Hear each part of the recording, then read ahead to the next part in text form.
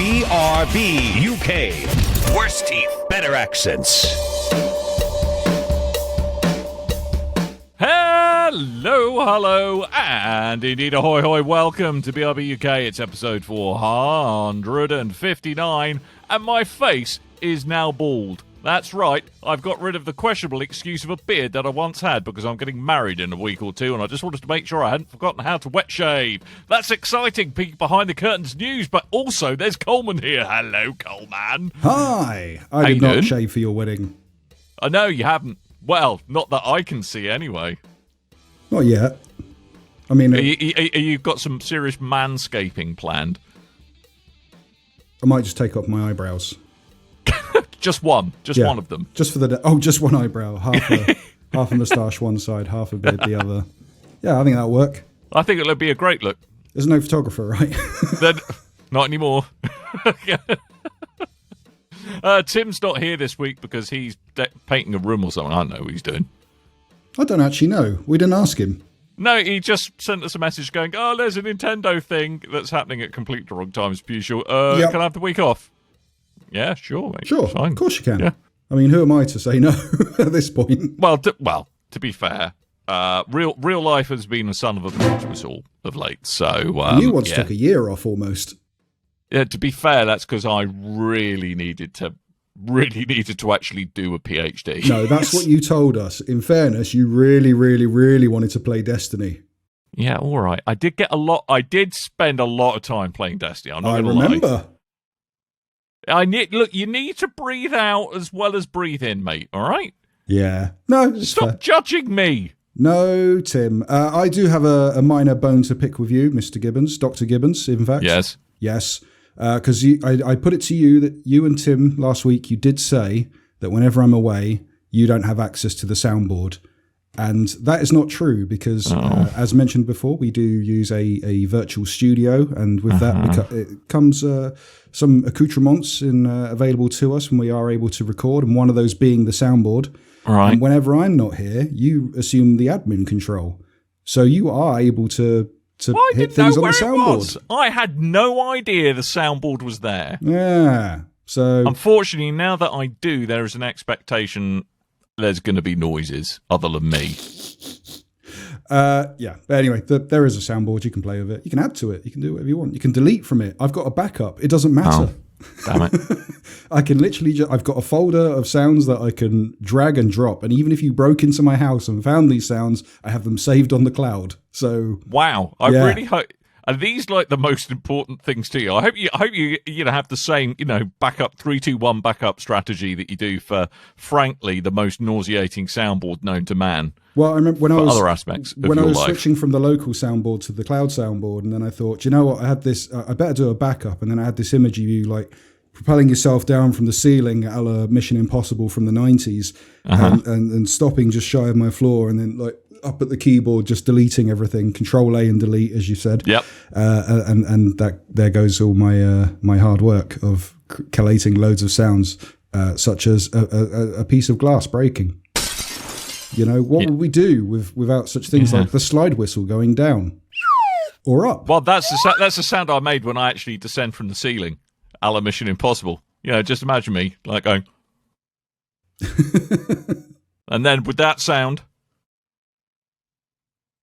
It's good. Why am I not getting the sound? I don't want to. I want the damn sound. I don't want to. Oh, go on. I'll make you a sound. You do an action. No, I'm not playing that.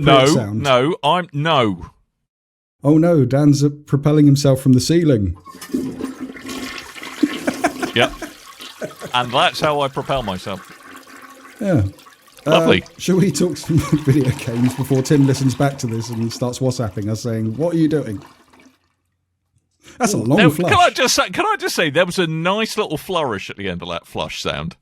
That's a very long flush. That sounded like we've all been there, where the water level's been building up, and then all of a sudden it manages to force its way through. Is that only me who has apocalyptic bowel motions? Evidently, it is. I think so.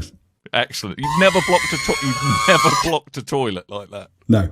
You've never blocked a toilet with a Titanic turd. No. Really? I can hand on heart say no.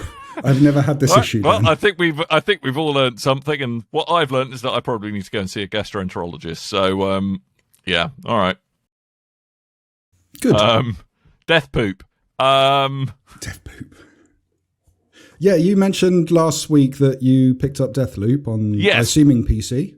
Yes, because I don't have a PS5 to play it on. Good point. I almost went for the PC version because there was quite a significant drop in price if you went to CD Keys, I think it was. But then there's a site I used to buy PlayStation credit, so the discount actually worked out about the same if I bought it on PlayStation. Fair enough. Yeah.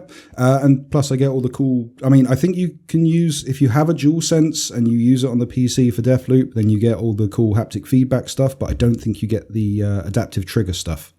So, I have not got a DualSense 5 either. Oh, you could have borrowed one. They force you to buy them if you wanted them early. If you wanted your console.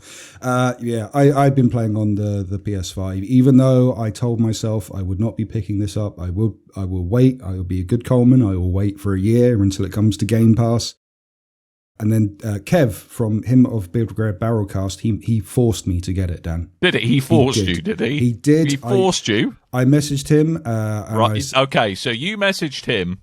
Right. I said, through this. I said, oh, Kevin, oh, dear Kevin, if you could please tell me which... Coleman's been a naughty boy again. How should I atone for my sins? Which should you think I should be picking up? Should I be... Because I'm quite interested in Far Cry 6, and I'm quite interested in Deathloop, but Deathloop is coming to Game Pass next year. Coming to Xbox next year, I assume on Game Pass, because it was technically a first party. And he said, it's funny you say that. I'm on the Steam page hovering over Deathloop myself, and I think this conversation is a sign that I need to buy it. And I said, well, I think I will wait. And he said, no, Coleman, you will buy it now. You bald-headed freak. You will get this game, and I will force you to play it. That's exactly what he said. Right, he forced you to play it. Forced me to do it. So you've got a big, sweaty, hairy man in your house with a West Country. It's got, you bloody play that Deathloop, or I'm going to come round there and I'm going to do things to you wouldn't like to know about. He got in his boat. He came down from the West Country. Sailing down the Thames. But he's not that. You're making him sound like that bloody walrus who's... made his way all the way up to me, and then he gave me a right good eidin, he did. And did he? Yeah, right good eidin. Right good eidin. I bet that was your father, right? Anyway, Deathloop, I'm playing it. And do you know what? It's really, really good. It is really very good, isn't it? I mean, I was initially really worried it was going to be style over substance. If you've been living under a rock, it's got very much kind of like a kind of 70s kind of pulp feel to it in kind of a lot of the styling. Very, really kind of nice blocky kind of poster colours on a lot of the materials that are there. Really fantastic soundtrack as well. And I was just worried that it was going to be all talk and no trousers, to coin a phrase. But I have been really, really pleasantly surprised. I'm only about 4.5-5 hours in. And I've been just the quality of the script writing, the quality, the story they're telling, the kind of the dark underbelly of the story that's slowly being revealed as well. I think they're doing a fantastic job. And it kind of feels like it's cherry picking the best bits of like System Shock / BioShock with a little bit of, obviously it's... What I've completely forgotten the game I was going to try and compare it to, but Prey? There's another game I'm going to compare it to. Prey, but Dishonored.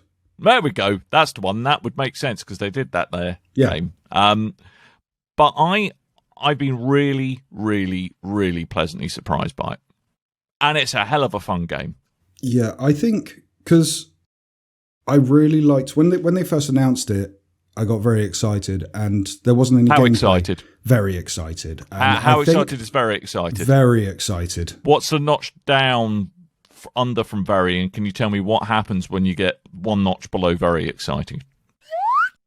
Nice. And when you're slightly disappointed? Good man. Good soundboard skills. I was hoping you'd do that. I thought that when I saw it, the thing that excited me about the game was, as you say, it's the style, that 70s aesthetic, and like that will sell me, the retro, new age fun with vintage feel and all that kind of stuff. Lovely. And yeah, I just thought it looked stylish as hell. I couldn't wait to find out what the game was. And then when they announced it, like actually showed off some gameplay, it's like, okay, it's an arcane game. I like the idea of arcane games. I never really get along with them. So, I've tried Dishonored 2, tried Prey.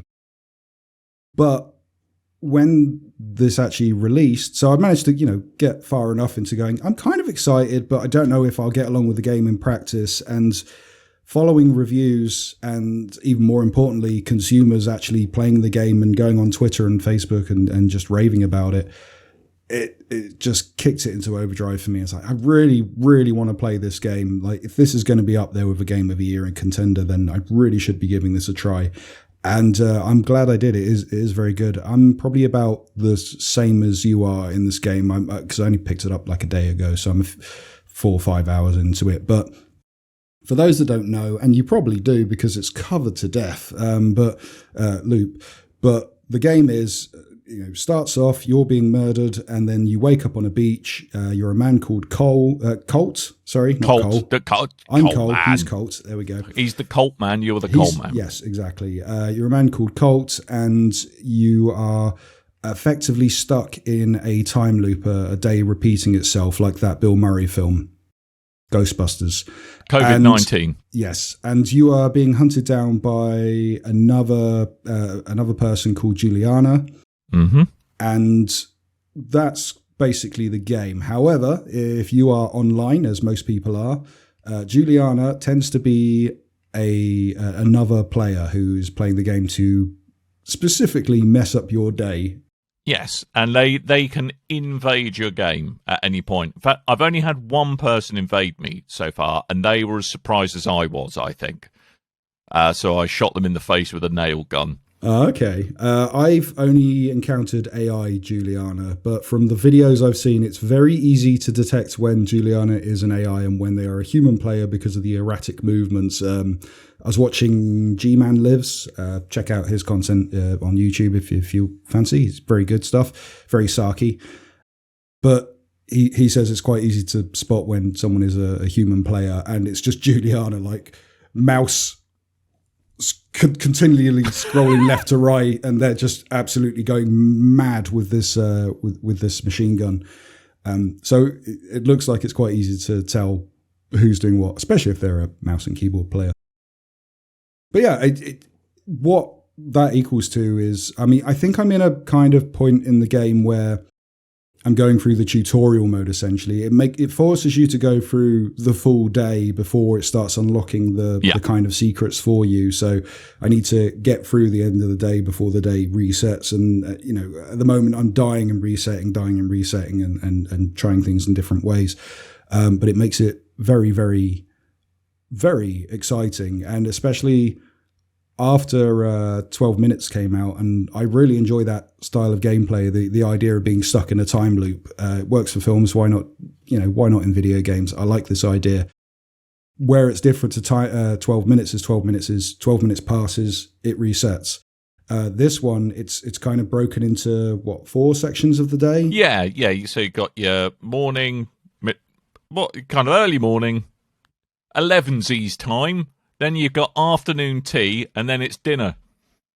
That's how it works. Good. So breakfast, 11Z's, afternoon tea, dinner. Supper. Yes. That's how it works. I may have accidentally brought Downton Abbey, the video game, looking at it, actually. But yeah, and interestingly, like the weather changes with the time of the days. Yeah. So, but quite extreme modes, like it's Forza Horizon. But yeah, because just to kind of walk back a bit to the setup is that, and how so this. It's like the end of the world is what you're led to believe, and that it's the last day on Earth, and you're part of, I think, the organisation, the organisation who's put together a bit like that Fire Festival, where it's kind of a load of hipsters who've paid a lot of money to kind of see the end of the world out on a high, and that day is repeating again and again and again. And for reasons that slightly make my brain hurt, you and a number of other people know how this day goes, and you know what to expect. And so, like, as you were saying, Colin, that you can alter the flow of events in that game or find out when certain things are going to happen. Like, oh, I'm going to leave the garage door open this afternoon, so, you know, you just nip in if you want anything. So you know that that's going to happen at that time. So you can use things like that to your advantage. Or if there's one particular bloke who loves to set off fireworks at night, so if you get rid of all the fireworks, that's usually me, and then standing by them too long. Yeah, exactly. So fun fact, Coleman will be very upset if you rid him of the ability to put Catherine wheels up his ass. Basically, is what it comes down to. That's not where I was going with this. Really? No. I just imagine you. I set off a rocket. Well, the first time I saw a firework, and I went, "Ooh, rocket!" and then hit the square button, and then it, like, if you hit a firework, it will go. You know, the wick will go, and then it will go off into the air, and you stand back, or you'll hurt yourself.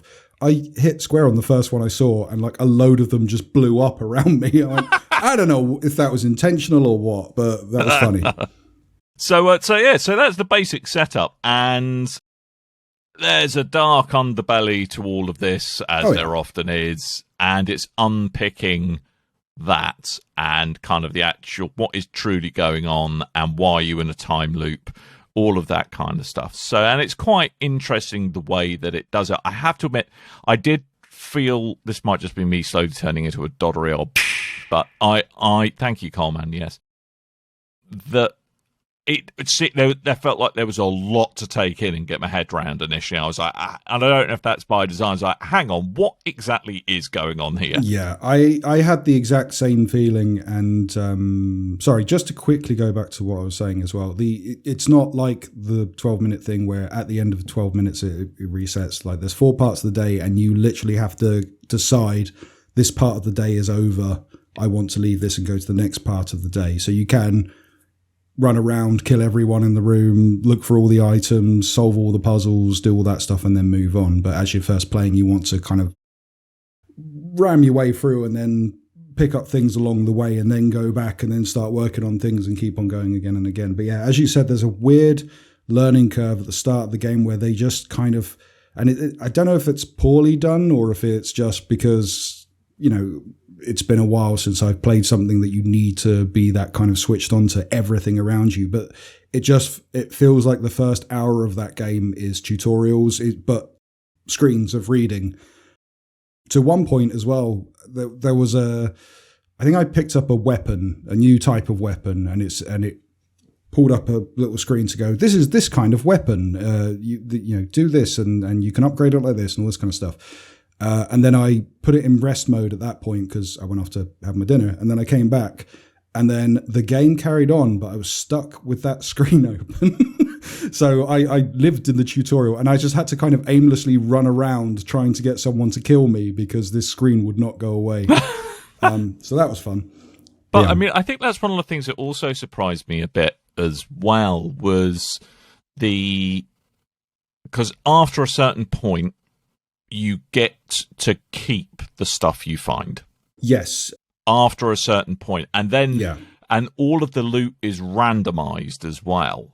Or quite a lot. There are random elements to what you might find. Stuff you pick up from enemies is randomized, but there are treasures that are in particular places you can find to get. So if you like a particular gun, you can go and find that gun each time if you go to the right time of day and the right area to find it. But then there's a currency in the game, which I've completely forgotten the name of it now. But if you earn enough of it, then you can then say, I want to keep that gun each time. But it's the same currency you use to like upgrade your stamina or your health or whatever. So it's kind of a choice of what are the items and the weapons I want to keep? What are the upgrades that I need? And you know, I think it does that. That was a pleasant surprise. But also, I kind of the almost Metroidy type aspect to it, where certain parts of the map start to become accessible once you've started unlocking certain abilities through kind of the big bads that you come across and dispatch along the way. So both of those were things I wasn't expecting at all, but actually were a really welcome surprise. And in a game like that, actually genuinely, you get to a certain point where you very much feel like, all right, I'm now doing this the way that I want to do, and I've worked out how to do this, and there's quite a sense of achievement on that. So I mean, I've been very pleasantly surprised by Deathloop, and it has both style and substance, which I don't think there's been a lot of with all the AAA games of late. Yeah, I've got a feeling that it's innovative enough and has enough of a kick to it to make one of us possibly talk about this at a show at the end of the year, because it is a very, very catchy It's game. got lots of menus. It'll be Tim calling it. Yeah, most probably. I've got a feeling Tim might wait for the Game Pass version, unless he sees it on a sale or something. Yeah, Tim's got a Tim. I mean, it's a bit of a weird one, isn't it? That, I mean, it's from before Bethesda was owned by Microsoft, but it does feel kind of going, well, why isn't this on Game Pass again? But, it is what it is. It is very good. One thing I particularly like about the game is, so as the character of Cole, you get this idea that at some point... Sorry, Colts. I did it again. Do you know what? Coleman, I'm mixing an Infamous. There we go. But no, you get this idea that at one point Colt did know what was going on in these time loops. And that's the other thing. Sorry, Colt will remember things from the time loop each time he's killed or runs out of time and restarts, and so does Juliana, but no one else does.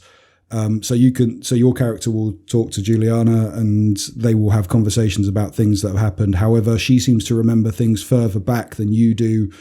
She's dealt with more versions of Colt and all this kind of stuff, and you find Colt talking to other versions of Colt in the time loop, and they know more or they know less. And you get this idea maybe Colt remembered a lot of stuff before and then forgot it at some point, possibly down to drink. Yeah. But you all through the levels you walk through, you see like handwriting saying things like alarms coming or bullets are free and all this kind of stuff. Well, it's a bit like the almost fourth wall breaking stuff that you like in Splinter Cell. Was it Conviction, where it's kind of the text projected on the walls? The weird tutorial lullaby bedtime story thing. Yeah, I remember that. But it's similar to that, but the idea is it's meant to be Colt's memory telling him specifically there are things up ahead, there is an item over here. But I like this kind of idea of just this floating text. It reminds me of old days of Source Engine, where if you were missing an asset and all the random error words would just appear in random places and stuff. If you ever played around, please insert asset here. Yeah, kind of that stuff. But yeah, it's a cracking game. I can't wait to play more of it. It's if I was, I mean, I might aim for a very quick edit so I can play some more tonight because it is that good. Yeah, I'm kind of looking forward to having the opportunity to sit down and actually give it some proper time. I haven't really had a chance of late, but yeah, really looking forward to sinking some more time into that game. Yeah, and it's good because I've been looking for something with a kind of captivating storyline to it, because I've just finished Horizon Zero Dawn, started on the DLC and went, yeah, I think I'll come back to this later. But I've done the main story. I know what's to be expected in the sequel. I can probably finish the DLC before February, so I'm all good. Started playing Kenna Bridge of Spirits. When this isn't enough of a story for me, I need something with a bit more kick, a bit more action. I think Deathloop is the way to go, and I'm glad I did. But speaking of that... Yeah, I was going to say, Kenna Bridge's Spirits. I'm interested by this game. Yeah, this is another one that was shown off at the start of the PlayStation 5 reveal. And it's a cheaper game than the majority out there. Deathloop's also a cheap one. If you get the standard version of the game, I think it's £50 on, or $49.99 on PlayStation 5, as opposed to the £70 price tags of everything now. Kenna Bridge of Spirits is $39.99, so a little bit cheaper. Bar, grab, vase, hammer, etc., etc. What a savings. I think the first review of Kenna, and that's the weird thing as well, like there seems to have been a very distinct lack of review codes go out for Kenna Bridge of Spirits. Like only the really high profile people managed to get them. A lot of sites complained they didn't get them that usually would get stuff. With Kenna Bridge of Spirits, the first review headline I saw said, "The most pretty PS2 game." And I thought, that doesn't sound very appealing. And then the more reviews I saw, I went, do you know what? Yeah, Kenna Bridge of Spirits, give it a try. What this one is, it's a third person. Oh, I will say as well, this is done by a studio that their whole shtick in the past has been cutscenes, not actual games or movies, pre-rendered stuff. Not video games. This is the first attempt they've had of making a video game, and you can tell by the way it looks. Oh, it's a phenomenal looking game. It looks like an interactive Pixar movie. It really does. It looks lovely, and it kind of plays. It's a bit like a Beyond Good and Evil type of game. Okay. Female character, third person, a lot of kind of staff play in the way that you fight in this game, but it kind of mixes that with, I'm trying to think of the right, Overlord. I think that was the name of the game, where you were the evil guy and you had all the little goblins. Yes, I think you're right. Yeah. So the idea is it's kind of a puzzle platformer with a bit of combat thrown in, but also this mix of little Pikmin minion characters with you. The characters in question they're called the Rot, which is a terrible name for adorable looking creatures because they're just like these big doe-eyed, cute looking little things that dance and kiss and hug and just adorable.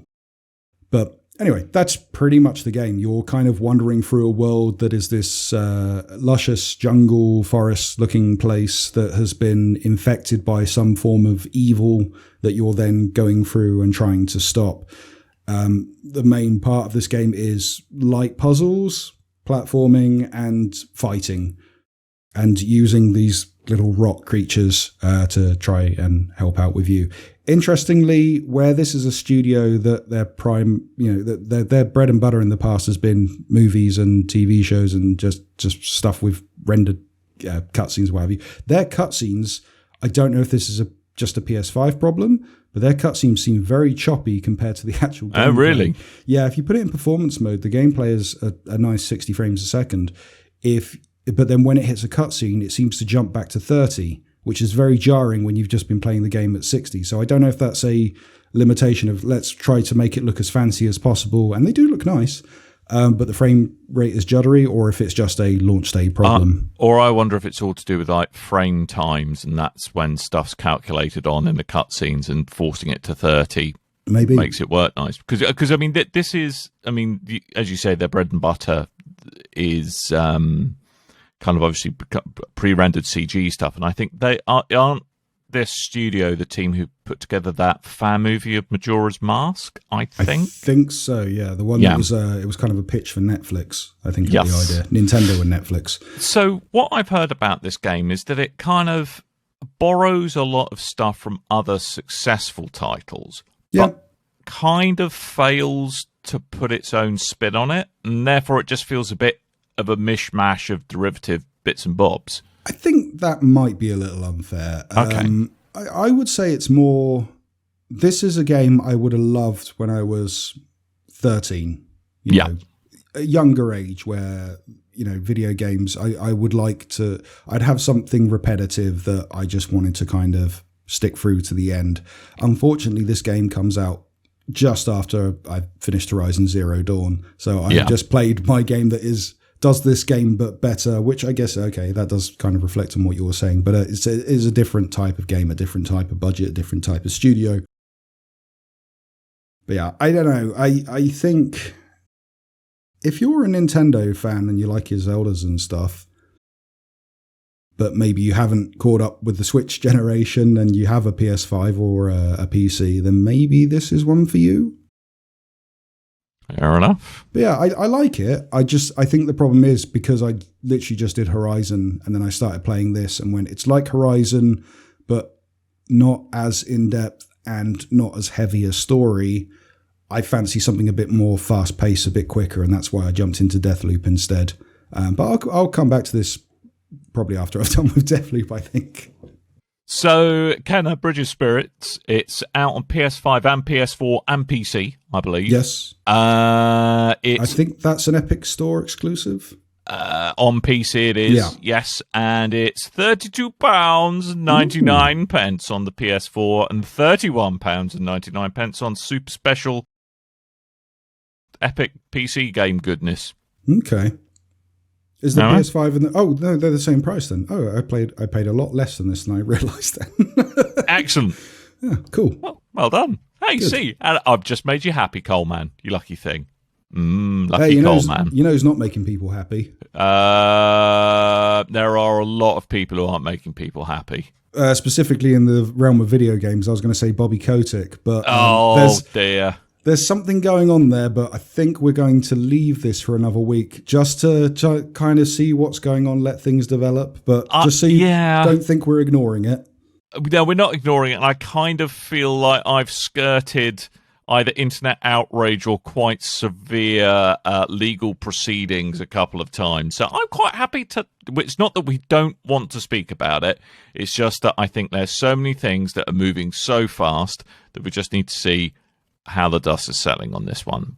Yeah, I am. When something goes to court in such a way, when the whole, rigmarole came out about Activision Blizzard, what I tend to do is go, okay, these are allegations at this point. I want to see what the legal proceedings is, but we'll report on it because it is news.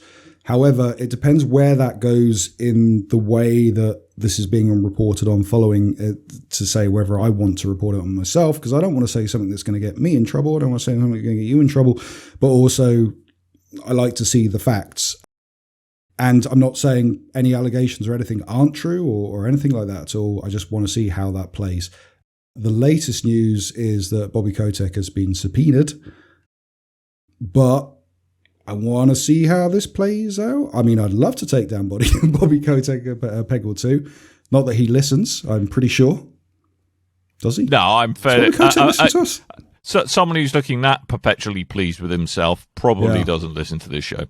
But yeah, it's and as well, like legal stuff isn't my wheelhouse. So I tend to need a bit of time to kind of read on things and explore further, not just read like a summary of what someone else has written. And yeah, but speaking of toxic workplace allegations, let's have a little chat about Quantic Dream. Oh God, what's happened now?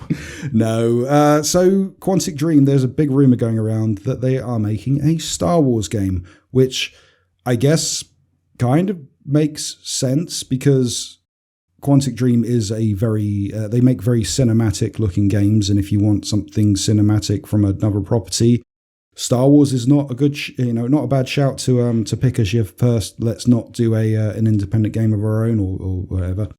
But the kind of news behind this is, so EA were initially signed on to Disney to do all the Star Wars properties. I think that was a 10-year deal. They got to the end of the 10 years, Star Wars pulled out, or they might have pulled out earlier, I can't remember. I think they pulled out in 9 years, in fact. Yeah. And EA don't have the full license anymore. They've gone outsourced to other companies now, which interestingly, the first game we hear about outside of EA is a flipping KOTOR remake, considering that was a EA BioWare game. And now there's rumors of a Quantic Dream game, which kind of makes sense because Quantic Dream have just finished their 10-year relationship with PlayStation, making exclusives. So, I don't know. Outside of allegations against David Cage and Quantic Dream's offices as a whole, I do like their games. I do enjoy their games. I will admit the last game, even though I did enjoy Detroit, it kind of took this mode of, it was less of a, hey, this is an allegory for racism, but instead androids, and was more, I'm going to smack you over the head until you get this, even though you got this within the first 5 minutes of the game. Look at the symbolism! That's it. It's like, I got the symbolism 5 minutes in, and then at 13 hours in, it's like, do you get it yet? Do you get it yet? Yes, I get it. Like some kind of rabid art student trying to impress you with the subtle way in which they think they have have imbued their creative work with it. So, fun fact, though, Coleman. Mm-hmm. And do you know what Star Wars is in French? Le Star Wars. Le Wars du Star. No, it's Guerre des Étoiles. Ooh. In that, see, already that sounds pretty good. I do like that. But yeah, anyway, this rumor has surfaced courtesy of French YouTuber Gatos. Gatos? Cakes? Yeah, Gatto. Yeah. Gatto. Gautoz. They've reported that the studio have signed with Disney to make a new title. The Star Wars rumors have followed on from that because Disney seem to be outsourcing a lot of stuff for Star Wars at the moment, fingers in pies, what have you. And then I think DualShock has then followed on with this and reported that it was a Star Wars game. So it's that's what's caused the rumors. Also, interestingly, DualShock has put out an article saying, announcing the rumor. They've put out a tweet to that. And then if you look at the likes from Quantic Dream on their Twitter, might have changed by now, but the most recent like is that article, which has got people going, oh, maybe that's them secretly fanning the flames. I actually think it was sacre bleu. Sacre bleu. Sacre bleu. I mean, if you need a Sith Lord, David Cage is probably a good he's up there, isn't he? He's up there. You remember when flipping Palpatine was a clone, but not a clone, and I don't know how those last films wrapped up. But yeah, I could see, and David Cage, he's got that polygonal version of him that appeared in Fahrenheit in the demo. That's true. Yeah, similarities are there. I'm just getting some, because haven't they gone on record saying essentially stuff that happens in the games now in Star Wars is canon? Kind of. I don't think they've said it outright like that. What happened was when Disney bought Star Wars from, they bought Lucasfilm as a whole, so they got everything. At some point, they went, okay, any of the books, the comics, anything outside of the films is not canon. No Caravan of Courage or whatever the Ewok movies were, and no Droids, the TV show, none of that. All of that is non-canon now, and the stuff that we make from this point is canon, the books, the comics, what have you. But I don't think they've fully said, hey, everything we make is specifically canon. Like, they could make another... Because I was going to say, they weren't expecting Enter Stage Right, David Cage. I was thinking more, because they put out ports of older Star Wars games, Star Wars Racer recently, and the Stormtrooper, I forget the name, the Clone Trooper game. Yep. Rogue Trooper, something like that. And not Rogue Trooper. Bounty Hunter and all these kind of things. And I don't know if they're necessarily canon because those were side games initially and now they've been re-released by the company that's making the KOTOR remake and all this kind of stuff. So I don't know exactly how that works, but the idea of like a really cinematic, gorgeous looking Quantic Dream game, but being enough, I want to see how they handle a license. I mean, I'm intrigued to see what an art house Star Wars film would be like. I don't necessarily think it's going to be art house. We don't know if it's going to be... it's totally going to be up its own arse. We don't know if it's going to be Heavy Rain but lightsabers, you know? But I like the idea of taking that really kind of polished style, because that stuff does impress me.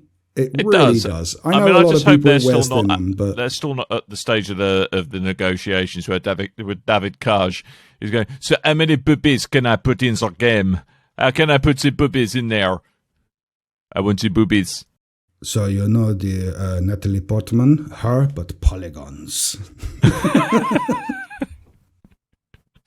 I just had a terrifying image of what a gestalt entity of Peter Molyneux and David Cage would be like for some reason. I don't know. It's all sounding like the Choose Your Own podcast thing you put out a while ago. Yes, it's true. That's the rumor. I'd like to see what a super polished property like Star Wars could be. Just imagine the polygons in those lightsabers. Oh, wow.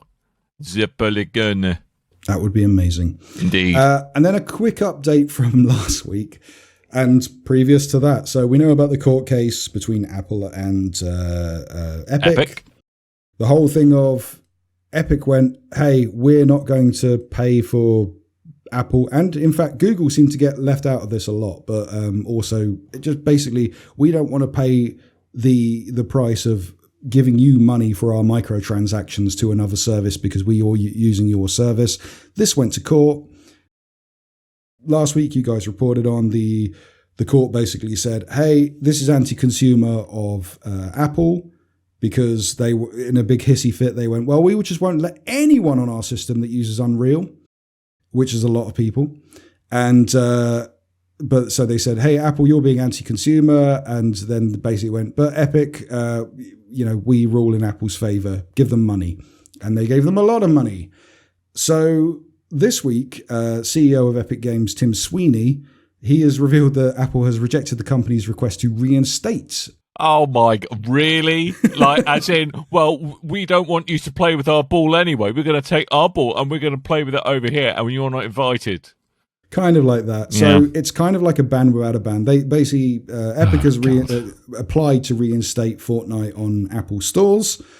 Apple have said no. The reason being is that they want to wait until legal proceedings have fully wrapped up, which can take 5 years, apparently from the point they are at. So effectively, Apple have said we're banning Fortnite from the Apple Store for 5 years, which the App Store. Sorry, it's not the Apple Store, is it? It's been a while since I've had an iDevice, which isn't great. You don't know if Fortnite's going to be as strong as it is 5 years down the line, and they've lost one of their biggest sellers on mobile platforms. But yeah, I don't know. I don't know if that's going to be the same on Android as well. Have they been banned from it? Are they on Android still? Can you still get them on a Android, on a Samsung or what have you? I mean, what's just so weird is that if you think a couple of years back, do you remember Infinity Blade? Epic did used to be a real kind of champion of gaming on iOS platform. Yeah. But how as soon as big money gets involved, this is what happens. And this is just. I've had many a 2.5 hour train journey from Gosport to London, Portsmouth to London, playing Infinity Blade. It was a great little game. Unfortunately, the battery didn't last 2.5 hours, but it got very hot about an hour in. I mean, it's just that kind of, I think Apple have seen the big amount of cash that's coming in and gone, do you know what? I'm dumbing this down entirely, but like going, that's quite a considerable revenue stream that's passed through our hands. I think we should be entitled to some of that. Thank you very much. That we are enabling. And Epic kind of going, well, look, this is our IP, this is our, our hard work, and we should be able to cash in on that. And you can kind of see where both sides are coming. And I think what's sad is that the outcome of this, all it has done is just to hurt the consumer. And I think that just leaves a bit of a sour taste in your mouth, really. Making money off of purchases in game or in app, I can fully see why you would do that as your service. You need to make money off of these people. But I think there should be more of a case-by-case basis to it, because if you're a new startup with a new title and they ask for purchases, and it's not necessarily microtransactions, it's purchases in general. Like on the Xbox app, they have removed the store. On Android phones, I don't know about iPhones. And iOS as well. Yeah, they've removed the store because connectivity to the store means that is a purchase made through the app. That means money that should be going to Apple and Google. Well, interestingly, actually on that, even like the Amazon app on iOS, you can't buy Kindle books on it. Oh, really? You can on Google? You can't buy Kindle books because Apple view that as a competing product to iBooks. So they're not allowed to. And I think actually some of this comes down to it's not only about, hey, we want our 20 or 30% cut. It's also you're trying to sell something that is in direct competition to our own offering. And we don't want to do that. Thank you very much. Okay, it's Google Maps and iMaps all over. Oh, Apple Maps all over again.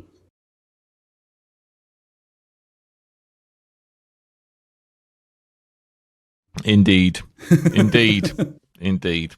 But So hey, hey, but the good news is some rich bloke somewhere's still got all his money, so that's got to be all right. Yeah, billionaires are having money fights. Oh dear. And it's affecting people below the ladder, and that's the kind of thing. The takeaway I really didn't like from this at the very start, and I still don't like it now. It's the statement that Epic made, because they basically just overnight went, we're not going to pay Apple or Google or anyone that hosts us any money for our microtransactions, or less money for our microtransactions. But then came out of a statement to go, we're doing this for the little guy. We're doing this because it's not fair to the people below us. We're saying this because other people can't. It's like, no, you're not. You're saying this because you've gone, we've got a load of money. We want more money. We don't like how much money we're spending. We'd really like to keep that money. Thank you very much. Don't look like you're Robin Hood. You're not Robin Hood. Okay, so in an unprecedented turn of events, for the first time ever, in the two-man show, we've lost a Dan. So Dan's had a power cut, which is fine because we're pretty much at the end of the show anyway. Billionaires fighting, bad. Toxic workplace, bad. Deathloop, good. Kenner Bridge of Spirit, it's all right. And I guess I'm going to have to wrap this show up on my... I guess I could use soundboard, Dan. I'm a specky four-eyed twat. Yes, you are, my friend. Yes, you are. Love you, Coleman. Thank you, buddy. With your missive dick. Correct. Okay, so in the hopes that we have the audio backed up somewhere through Dan, we'll see in the editing process. I'm not looking forward to this show ending and me having to do this. We'll see. I guess I should probably do a wrap up and say, well, if you would like to go and have a look at Geek Out for Gosh, which is the charity that supports Great Ormond Street Hospital, we are big fans of this charity. You can get involved where we do streaming, much like the Extra Life stuff that we do for each year, but for Great Ormond Street. You can get involved at gosh.org and just look up Geek Out for Gosh on there, or on Twitter at Geek Out for Gosh. And if you raise enough money, raising money for Geek Out for Gosh, then you can win yourself an exclusive pin and t-shirt from Insert Coin, if I remember that correctly. And how many times can I say Geek Out for Gosh in this segment? Just one more. Geek Out for Gosh. No questions this week. I didn't put out the call. I was busy at work. I forgot. I'm human. Sue me. Don't sue me. I don't have any money. It's not worth it. And also, Tabletop Tuesday is a thing, but I have no details other than that. Tim's not at Tabletop Tuesday in the next one coming up, so we'll have to see what's going on with that when Tim comes back, I think. If you've got a question for this here podcast, you can let us know on the comment section of BigRedBarel.com. Also there is a link to our Discord, which there is also links available in the show notes of this here podcast. Seriously, open your app. When you open the app and you look at the episode, just scroll down a bit, look at the description at the very bottom. There is links to our Discord, our Facebook and Twitter, which is at Big Red Barrel on Facebook and Twitter, or on YouTube, Big Red Barrel TV. There we go. I remembered in the end. It's really weird doing this on your own. I need another damn soundboard. Roger me with an avocado and call me Keith. Yeah. We could put Tim here. Tim's not been here either. No. He's not. He's got...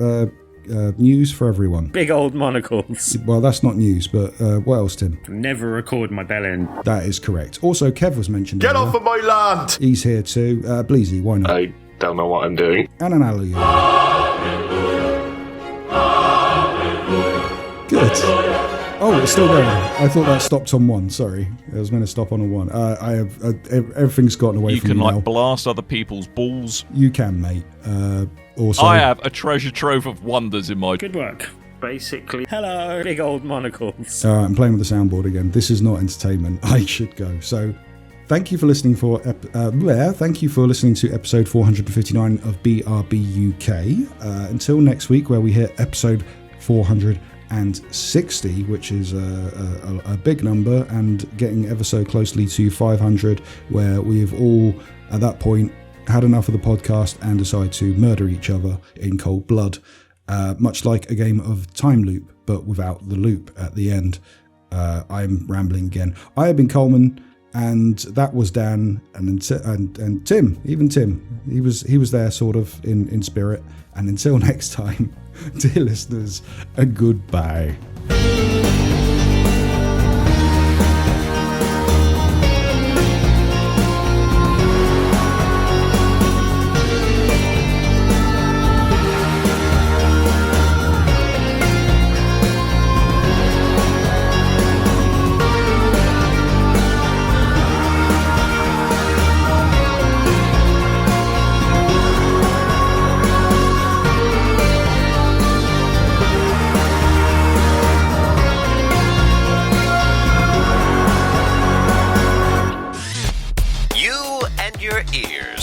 Quite welcome for the podcasting goodness that you just heard. Why not roll on over to BigRedBarel.com for more podcasts, news, reviews, and videos from the biggest, reddest site on the internet, BigRedBarel.com. Can I be a fluffy back tip babbler? I guess he can. That's where he can do his. Can I be a fluffy back tip babbler? Can I be a fluffy back tip babbler, Tim? If you're going to go through a list of funny named birds for the rest of pretty much. That's